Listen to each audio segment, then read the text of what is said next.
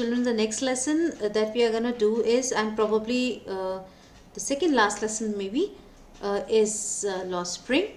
Lost Spring is a lesson that talks about the national shame of children being forced to live a life of poverty and exploitation.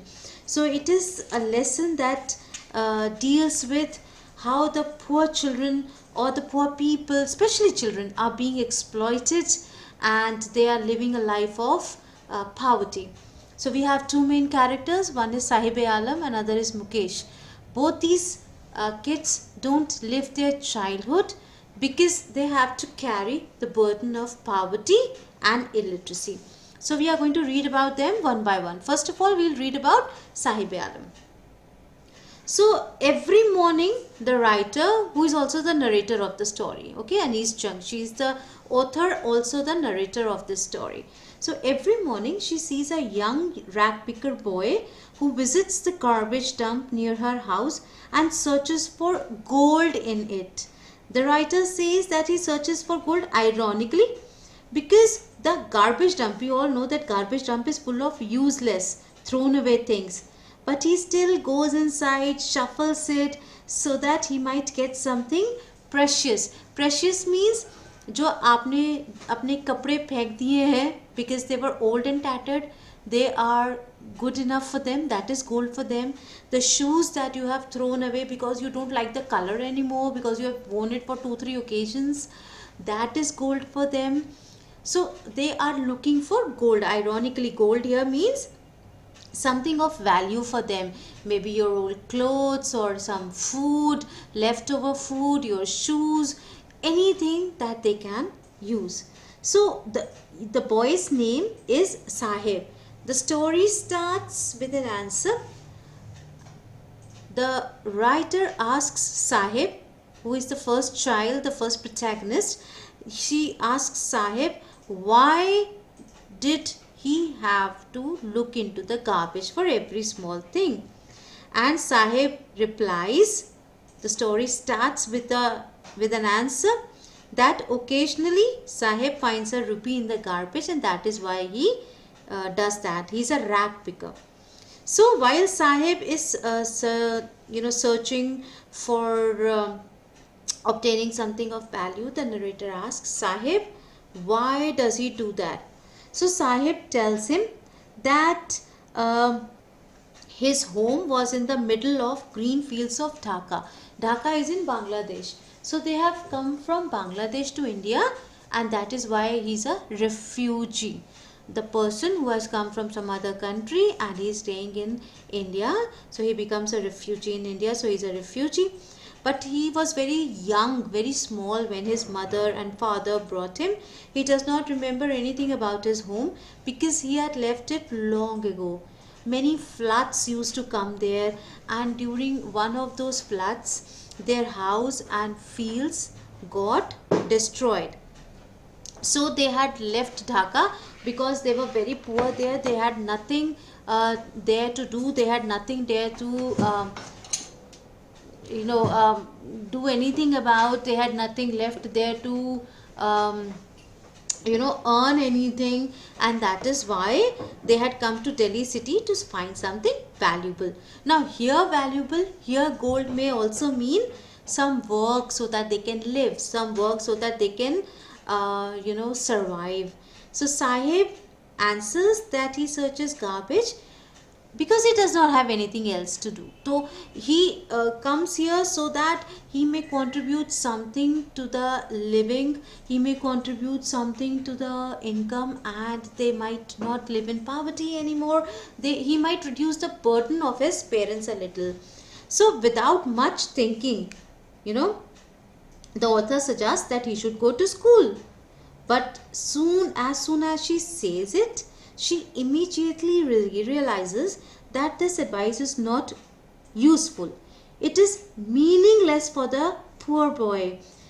He replies that there are no schools in the area where he lives, and he also assures her that he will go to school when there is one school built in his neighborhood. So he says if there is any school in his neighborhood, he will definitely go.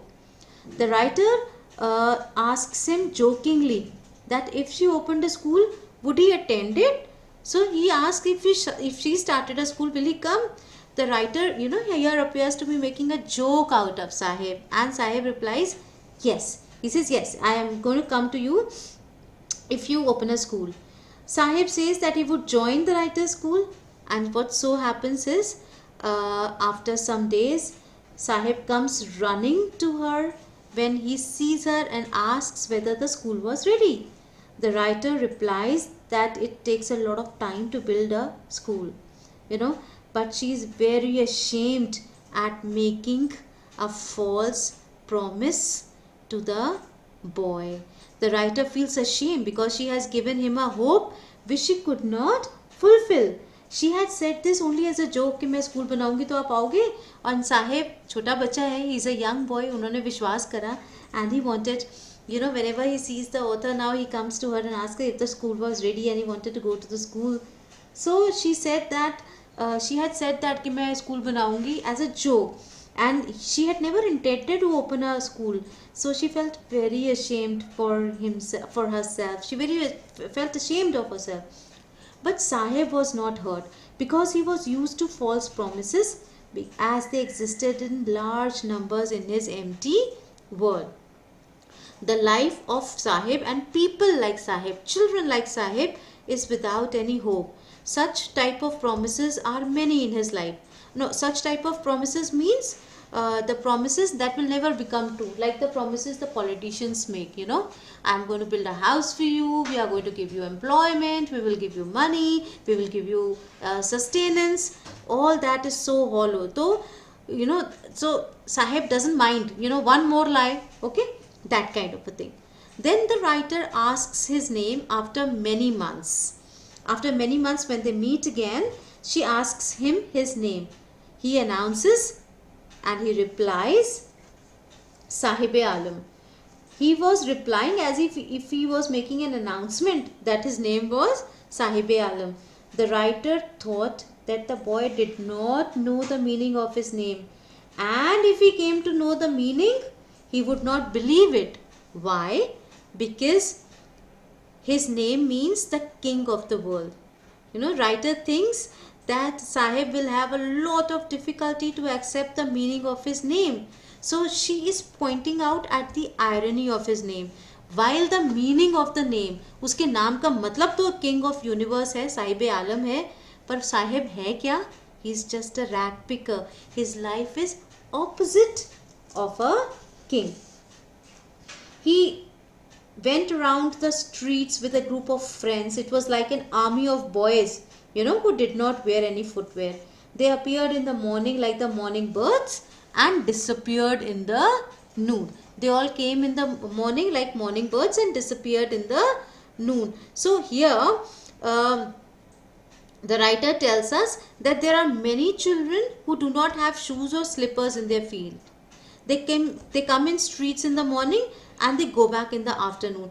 The writer here compares these children with birds who come for fixed duration, right? Who come for fixed duration. They come in the morning, they go into the garbage dumps, they look for something valuable there, and when they do not find or they find, they go back in the afternoon because they don't have anything else to do, and their parents maybe send them to, maybe they will find something to sustain their family. So for many months the writer kept coming there, and now the writer has started recognizing each of them. So she asks one of the boys, why don't you wear chappals? Why haven't you been wearing chappals? The boy simply replied that his mother did not get them down from the shelf. As they were beyond his reach, he could not wear them. So probably it's a very simple reply from a small boy कि shelf बहुत ऊपर था, मेरा हाथ नहीं पहुंच रहा था, मैं वहाँ से अपने शूज़ नहीं उतार पाया, एंड मम्मा ने उतार के नहीं दिए, my mother did not do anything about that. So this could be genuine reason also, children, genuine, and this could be a small excuse जिसकी वजह से that boy is trying to hide his embarrassment because he is barefoot. उसके पास shoes नहीं है, तो वो अपनी embarrassment hide करने के लिए, ये फैक्ट हाइड करने के लिए कि उसके पास स्लिपर्स नहीं है, मे बी उसने झूठ बोला या फिर जेन्युइन रीज़न भी हो सकता है. There is another boy, the first boy, the boy says that he would have thrown chappals even if his mother took out his chappals. So the boy says that if I had chappals, I would never wear them. So that boy was wearing a different shoe in each foot and said that even if his mother would give him footwear, he would throw it away. He meant that the boy was not wearing footwear because he did not want to wear one. तो उसकी भी genuine हो सकता है कि मुझे नहीं पहनने, और ये भी हो सकता है कि that boy also is trying to hide the embarrassment because he doesn't have shoes. Now the writer asked the second boy the reason for wearing a different shoe in each foot. He did not reply and shuffled his feet as he tried to hide the shoes. He moves his feet and he shows that he was embarrassed. Okay. बहुत embarrassment उसको feel हो रही थी क्योंकि उसने एक पैर में डिफरेंट और दूसरे पाँव में डिफरेंट शू पहना हुआ था. सो ही वॉज फीलिंग वेरी एम्बैरस्ड. तो वो अपने पैर ऐसे मूव शफल कर रहा था as if he was trying to hide his shoes. Then there was a third boy who said कि मेरे पास, मैंने आज तक कभी शूज़ नहीं पहने. I want shoes. मैंने अपनी लाइफ में कभी शूज़ स्लीपर्स नहीं पहने. So this is children, I take this point to ask you all to count your blessings, to thank God. हर समय कंप्लेन नहीं करते हैं. There are people like Sahib, there are people, there are children who do not have one square meal a day. उनके पास ना shoes है, ना कपड़े हैं, ना खाने के लिए है. So you have everything, you have the opportunity of education, your parents are working hard, everything they are providing to you. So थोड़ा less complain करके ज़्यादा grateful बनते हैं. Thank God and thank your parents once in a while maybe, because they do so much for you. You don't even know what your parents are doing. So the writer has seen children here barefoot throughout the country. She has traveled to many places in the country. उसने बहुत लोगों को, बच्चों को देखा है जिनके पास shoes नहीं है, और उन सबका एक्सप्लेनेशन क्या होता है, that it was their tradition to remain barefoot. You know, it is not the lack of money, but it is tradition to remain barefoot. So the writer feels that it is an explanation or excuse to hide their never ending poverty. कभी कभी तो आप politician से भी पूछिए कि why these children are not wearing shoes and why are they not wearing warm clothes in winters, तो बोलते हैं इनको ऐसे ही रहना पसंद है. You know, they will never take onus on them कि they were responsible for ending their poverty, they were responsible for bringing good things to them, but they have failed in doing so. And here the writer recalls another story told to her by a man from Udupi. Udupi is a small town in Karnataka. So when he was a young boy, he would walk to his school. On the way, he would cross a temple where his father worked as priest. He would stop at the temple and pray to God to bless him with a pair of shoes. You know, ये उनकी prayer होती है. आपकी prayer ऐसी होती है कि मुझे एक शूज़ चाहिए? No. Because you have everything at your disposal. So he would stop at the temple and pray to God to bless him with a pair of shoes. After 30 years, the writer visited the town and the temple again. अभी वो place पूरी empty है. The new priest is living there at the backyard. Plastic chairs in red and white color were there. And then a young boy came running. He was wearing grey colored school uniform, socks, shoes. He had a school bag hung on his shoulders. He threw the bag on the bed and ran away. The writer here wants to say that the financial position of the priest at the temple had improved over the last few 30 years. Okay, so the goddess had granted, जो 30 साल पहले छोटे बच्चे ने शायद प्रार्थना करी थी कि शूज़ चाहिए, maybe the God has granted wish to some other child. किसी और बच्चे के पास शूज़ हैं, they can wear chappals, क्योंकि now the son of the priest wear shoes. Earlier the priest did not wear shoes, they were either barefooted or wear wooden chappals. But even today, the rag pickers in the neighborhood of the writer did not have shoes. So the writer wants to again say that the financial position of the priest at the temple had improved over the last 30 years. Now he could afford shoes for his children. यहीं पर she is reminded of another story. Another boy who got a pair of shoes, क्योंकि उसने बहुत goddess से pray करी थी कि उसको जो शूज़ मिल गए हैं वो खो ना जाएं. He never wanted to lose the shoes that he had got. So the goddess had granted his prayers as the boy never lost his footwear.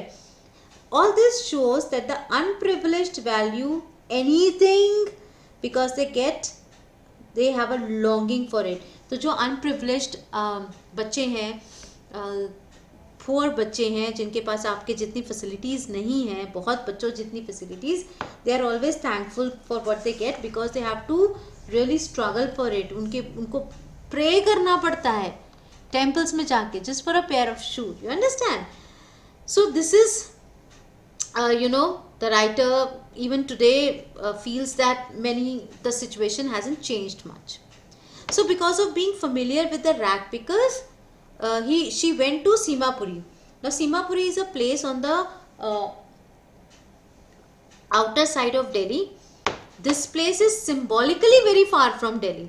मतलब कि है तो बिल्कुल दिल्ली से सटा हुआ सीमापुरी का area, but it is very far from Delhi because जो फैसिलिटीज़ दिल्ली में हैं, जो urban area, urban culture Delhi में है, वो वहाँ पर नहीं है. So the people who are living in Simapuri are illegal residents. They had come from Bangladesh in 1971. Sahib had also come from there only. So that time in 1971, Simapuri was a jungle. It is still a jungle, but the space is filled. यहाँ पर still a जंगल का मतलब क्या है? यहाँ पर ऐसा नहीं है कि यहाँ पर वाइल्ड एनिमल्स हैं, यहाँ पर तो बहुत लोग अब रह रहे हैं, लेकिन इसको सिम्बॉलिकली यूज़ किया गया है. इसका मतलब लोग अभी भी वहाँ पर जंगल की तरह ही रहते हैं, ना कोई डिसेंट लिविंग है, ना लिविंग कंडीशंस अच्छी हैं, because the houses are made of mud, their roofs are of tin and tarpaulin, the area is without any sewage, drainage or tap water. So around 10,000 rag pickers live in Simapuri like this only, and they have been living here since last 30 years. They don't have any identity card, they don't have any permit, लेकिन ration card सबके पास है. क्यों? क्योंकि ration card तो politicians को चाहिए votes के लिए, है ना. उनके पास कोई आईडी कार्ड नहीं है, अपनी आइडेंटिटी नहीं है, कोई परमिट नहीं है, काम करने के तरीके नहीं है, लाइसेंस नहीं है, अच्छी ज़िंदगी नहीं है, लेकिन राशन कार्ड ज़रूर है, क्योंकि ration card is something that the politicians are bothered about, क्योंकि उनको उनसे वोट मिलेंगे. Ration cards children help them to buy grains at cheaper rate. तो अनाज जो चीप रेट पे मिलता है वो राशन कार्ड से मिलता है. So it is more important to get food than identity. That is what the people believe कि हमें राशन कार्ड मिल जाता है, बहुत है, हमें नहीं चाहिए आईडी, क्योंकि इट इज़ वेरी इंपॉर्टेंट कि हम लोग के स्टमक्स फिल रहें before we can do anything else. The writer asked a group of women why they had left their green fields and banks of rivers. One woman replies that here they get food for their families. So they can go to sleep without pain in the stomach. Here pain means pain of hunger. Okay? जब भूख लगती है and their stomach pains, so they feel that okay, we have left beautiful Dhaka behind, we have left our homes behind, because their dying of hunger was something that was clouding us, but here at least we can get some food for our families. So it is more important to get food than living in green fields that does not give any food. They make their tents wherever they can earn some food, and their tents are temporary. They can be moved to new places also, and their children also help to earn survival of the family. The only means of earning in Simapuri is rag picking.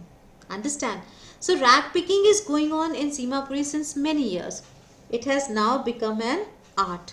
The writer here means with art is that बच्चे बहुत trained हो गए हैं rag picking में, बड़े skillful हो गए हैं. For them garbage is gold, and the writer wants to say that garbage for them is very valuable because they earn their food by rag picking. They get a place to live because of earning by rag picking. The roof of the rent is always leaking. During rains, the water enters their tents. But for a child, rag picking is much more than source of living. तो बच्चों के लिए ये खेल ज़्यादा है. उनको नहीं समझ में आता खाना, उनको नहीं समझ में आता how to survive. उनको सब समझ में आता है, they enjoy. So Sahib says to the writer that sometimes he finds a 10 rupee note in the garbage and his eyes are shining when he says that. This is the shine of hope which the children always will have. He further says that when he finds something valuable in the garbage, वो उसको लेके छोड़ता नहीं है, वो और search करता है. That means he is always hopeful, and it appears to the writer that the meaning of garbage is different for children and their parents. For parents, it is a means of livelihood for their family, but for children, it is home, it is hope, it is wonder, it is amazement, it is their game, a play date for them, because children try to find some excitement in scrounging, looking. So this has happened, and then once during winter season in the morning, the writer goes to the same place and she notices that Sahib is standing at the gate of a club in his neighborhood. The gate के पास fence था. He is watching two men. They were dressed in white and they were playing tennis. Sahib says that he likes the game of tennis. He is satisfied to stand behind the fence and watch the game. He says that the gatekeeper allows him to go into the club when there is no one in the club. So he uses swings installed there. Children, the writer is bringing out here how poor children are deprived of means of entertainment. They are not able to fulfill their desires. It also brings about the kind-heartedness of a section of society, like that that चौकीदार, that gatekeeper, वो कभी कभी साहब को अंदर जाने देता है, ठीक है ना. So that brings about a little kind-heartedness also. Sahib is wearing white tennis shoes, but his dress is not white. The color of his shirts and shorts is faded because somebody else had given him the dress and the shoes. One of the shoe has a hole also, and it appears that these shoes were discarded by a rich boy like you all. But that does not affect Sahib. He has been walking barefoot. So wearing shoes is like fulfilling his wish. But he still will not be able to play tennis, because tennis is a game of rich, as we say. It requires a lot of money to train for that also. But he keeps watching the game carefully and with a lot of interest. Another morning, Sahib was going to milk booth. He had a metal container in his hand and he says that he is now working at a tea stall. The shop is at the other end of the road and he points towards the shop. He says that he earns 800 rupees a month. He is also given food and for the day free of cost. So the writer asks Sahib, do you like the job?